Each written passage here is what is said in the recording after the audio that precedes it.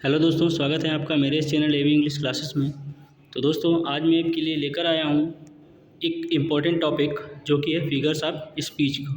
दोस्तों, मैं आपको फिगर ऑफ स्पीच कुछ इस तरीके से पढ़ाऊँगा जो कि एक फिगर ऑफ स्पीच दूसरे से कनेक्टेड होगी। तो दोस्तों, शुरू करने से पहले मैं आपसे ये कहना चाहता हूँ कि अगर आप लोग मेरे चैनल पर नए हैं तो प्लीज़ मेरे चैनल को सब्सक्राइब करें, वीडियोज़ पर कमेंट करें, लाइक करें और दोस्तों ज़्यादा से ज़्यादा शेयर करें।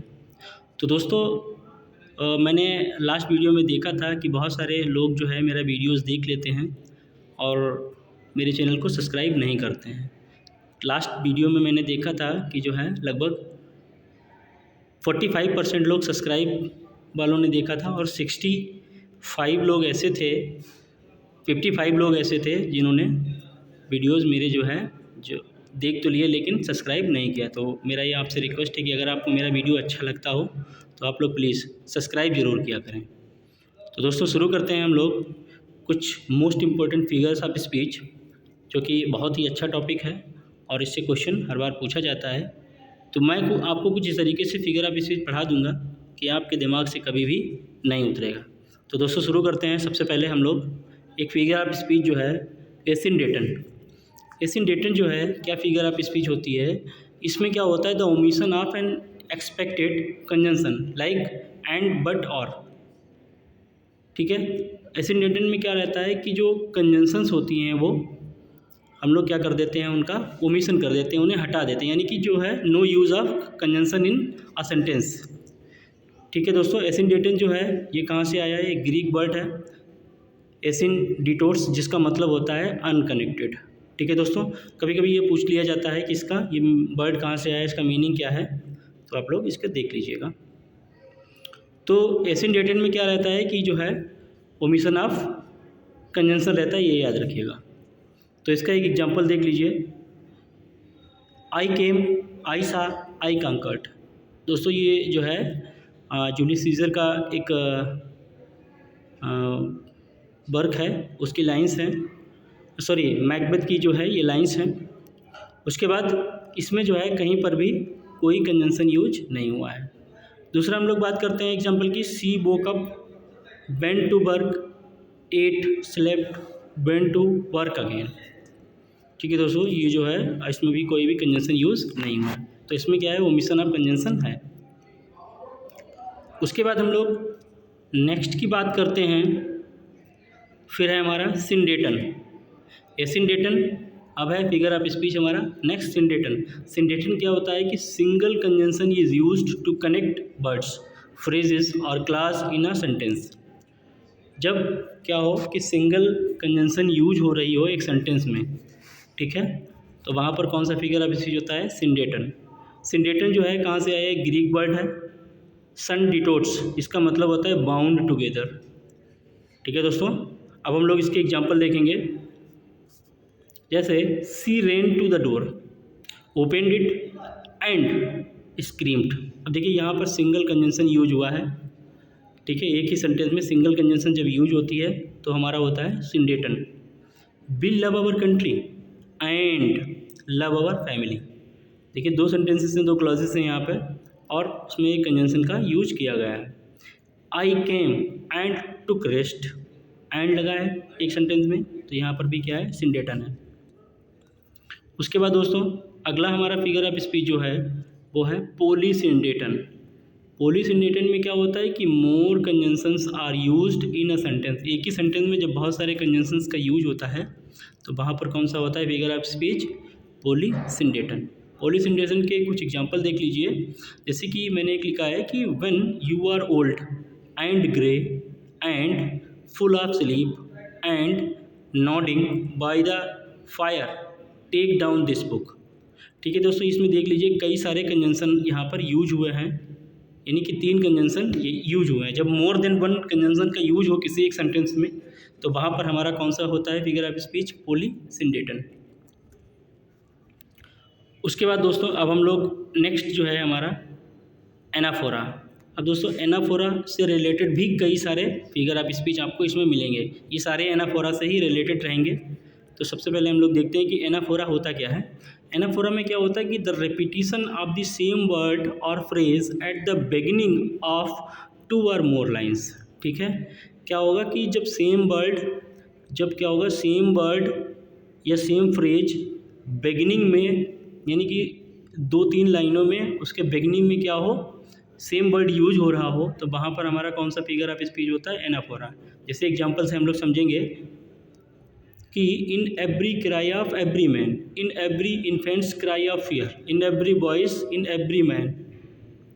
तो इसमें जो है आप देख लीजिए इन एवरी और इन एवरी, तो क्या हुआ कि जो रिपीटिशन हुआ है सेम वर्ड का या सेम फ्रेज का बिगिनिंग ऑफ 2 और मोर लाइन्स, देखिए इसमें 3 लाइनों में लगातार जो है इन एवरी यूज हो रहा है, तो यहाँ पे कौन सा फिगर ऑफ स्पीच है हमारा, एनाफोरा। ठीक है दोस्तों, ये जो है विलियम ब्लेक का है, पोएम लंदन से लिया गया है। उसके बाद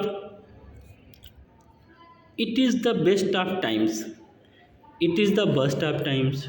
अब देखिए इट इज़ द, दोनों में क्या हो रहा है यहाँ पर, इट इज़ द ये फ्रेज आ रहा है, और इसीलिए क्या है यहाँ पर कौन सा हमारा फिगर ऑफ स्पीच है, एनाफोरा। ये जो है ओपनिंग लाइन्स है टेल ऑफ टू सिटीज़ की, जो कि लिखा है चार्ल्स डिकेंस ने। उसके बाद दोस्तों हम लोग बात करते हैं, एनाफोरा हो गया हमारा, एनाफोरा के बाद हम लोग बात करते हैं इपीफोरा की। इपीफोरा में क्या होता है, the repetition of same word और phrase at the end of 2 और मोर लाइन्स, यानी कि सेम वर्ड और सेम फ्रेज का जब रिपीटिशन होता है कहाँ पर, एंड ऑफ द लाइन, ठीक है। एंड ऑफ द लाइन पर जो है 2-3 लाइनों में लगातार वही सेम वर्ड यूज हो रहा है, तो वहाँ पर हमारा क्या होता है, इपीफोरा, ठीक है। तो इपीफोरा को जो है हम लोग और किस नाम से जानते हैं, इपिस्ट्रॉप, ठीक है दोस्तों, ये जो है इपिस्ट्रॉप के नाम से भी जाना जाता है।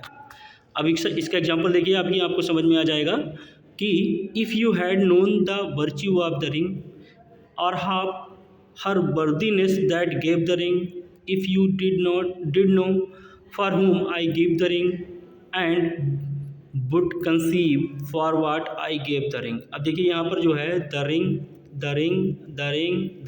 लास्ट की लाइंस में जो है सेम वर्ड यूज हो रहा है, ठीक है, यानी कि लाइंस के जो एंड में सेम वर्ड लगातार यूज हो रहा है, तो यहाँ पर हमारा कौन सा फिगर ऑफ स्पीच, एपिस्ट्रॉप या इपीफोरा। ठीक है दोस्तों, ये लाइंस जो है कहाँ से ली गई, मर्चेंट ऑफ वेनिस से ली गई हैं, जो कि लिखा है शेक्सपियर ने। ठीक है दोस्तों, उसके बाद और हम लोग बात करते हैं अनदर एग्जाम्पल की, the mouth and the fish eggs are in their place, the bright suns I see and the dark suns can not see there in their place. ठीक है दोस्तों, और the palpable is in its place and impalpable in its place. अब देखिए दोस्तों, यहाँ पर इन their place और इन देयर प्लेस बार बार आया है, यानी 2 बार आया है, मोर देन टू टाइम्स आया है, तो क्या हुआ कि यहाँ पर कौन सा फिगर ऑफ स्पीच है हमारा, इपीफोरा। ठीक है दोस्तों, अब एक चीज़ ध्यान रखिएगा कि लाइन के शुरुआत में, यानी कि लाइन की बिगनिंग में, अगर बिगनिंग में सेम वर्ड जो है लगातार आ रहा है 2-3 लाइन्स में, तो क्या होगा, एनाफोरा, और एंड में जो है अगर लगातार 2-3 वर्ड आ रहे हैं सेम वर्ड, तो वो होगा हमारा इपीफोरा। ठीक है, अब हम लोग बात करते हैं, उसके बाद है सिम्प्लोस। दोस्तों सिम्प्लोस भी ये उसी से कनेक्टेड है, एनाफोरा इपीफोरा से। सिम्प्लोस क्या होता है कि using of both anaphora and epiphora at once in 2 और मोर लाइन्स क्रिएट सिम्प्लोस। ठीक है, यानी कि जब क्या हो कि सेम वर्ड किसी लाइन के बिगनिंग में, 2-3 लाइन में बिगनिंग में वही वर्ड यूज हो, और लास्ट में भी जो है सेम वर्ड यूज हो रहा है 3 लाइन्स में या 4 लाइन्स में, जो भी हो, तो वहाँ पर जो है क्या होता है, हमारा सिम्प्लोस होता है। सिम्प्लोस किसका मिक्सचर होता है, सिम्प्लोस होता है एनाफोरा और प्लस इपीफोरा। ठीक है, जहाँ पर एनाफोरा और इपीफोरा दोनों यूज हो रहे हों उसे क्या कहेंगे हम लोग, सिम्प्लोस कहेंगे। अभी एग्जांपल से हम लोग समझेंगे कि for want of a nail the shoe was lost, for want of a show the horse was lost. तो यहाँ पर क्या हुआ है कि तो for want of 2 bar use हुआ है, तो हमारा क्या हो गया, एनाफोरा हो गया। वाज लॉस्ट, ये क्या हो गया, इपीफोरा हो गया, और इन दोनों का मिक्सचर जो है क्या कहलाता है, हमारा सिम्प्लोस। ठीक है दोस्तों, इसके अगले एग्जाम्पल पर हम लोग चलते हैं।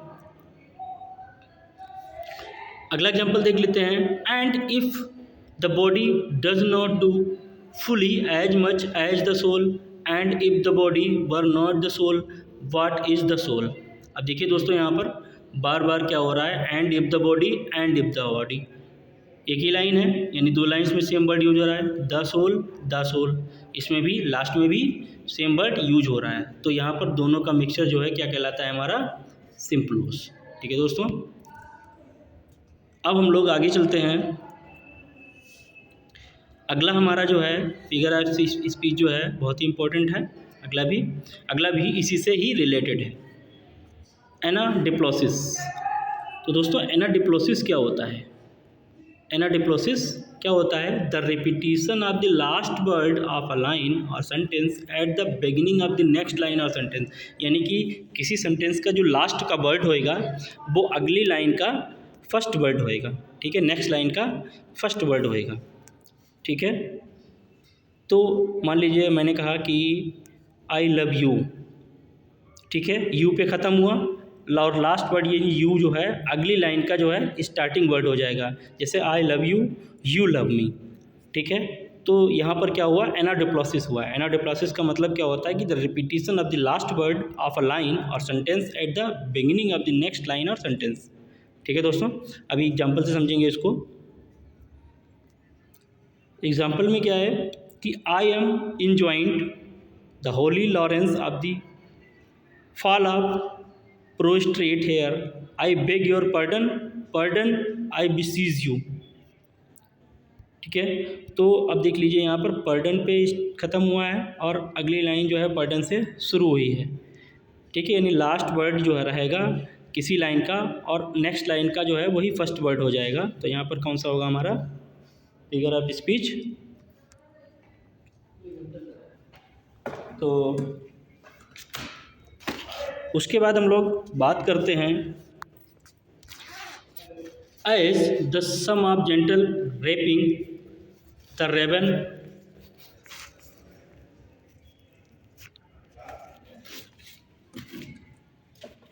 As of some and gently rapping at my chamber door. ठीक है, यहाँ पर जो है रेपिंग लास्ट में आया है और नेक्स्ट लाइन का रेपिंग जो है फर्स्ट लाइन में आ गया है। उसके बाद तो इसका एग्जांपल हमने देखा कि as some of one gently rapping at my chamber door. अब देखिए इसका लास्ट वर्ड जो है रेपिंग है और नेक्स्ट लाइन का स्टार्टिंग वर्ड रेपिंग है। और ये जो है कहाँ से लिया गया है, ये द रेवन है, एडगार एलन पो की जो है एक पोएम है द रेवन, उसी से ये लाइंस ली गई हैं। और थोड़ा सा एडगार एलन पो के बारे में बताएंगे। ये जो है फादर ऑफ कहलाते हैं short story, father of short story जो रहती है वो जो है इसके हैं एडगार एलन पो। उसके बाद नेक्स्ट एग्जांपल की हम लोग बात करते हैं कि when you love with all your heart. अब देखिए इसका लास्ट वर्ड क्या है, लव, और नेक्स्ट लाइन का स्टार्टिंग वर्ड है लव।